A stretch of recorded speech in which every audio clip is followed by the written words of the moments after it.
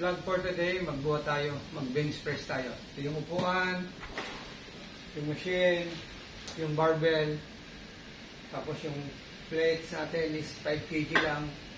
So ngayon, tuturuan ko kayo mga idol kung paano humawak sa bar na to, at gaano kalayo ang kamay. So, higa kayo. Pag humiga kayo mga idol, iwasan nyo, nag-a-arch yung likod na palagi naka-chest out. Okay, ganito. Extend mo lang yung tamong ganito. May guhit naman itong bar natin. Yan. Okay. Buhat. Inhale up. Exhale down.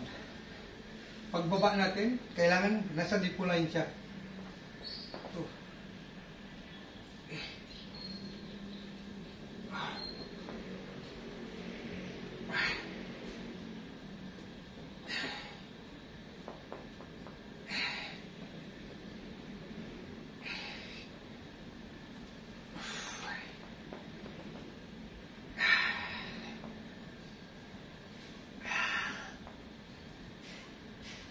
okay.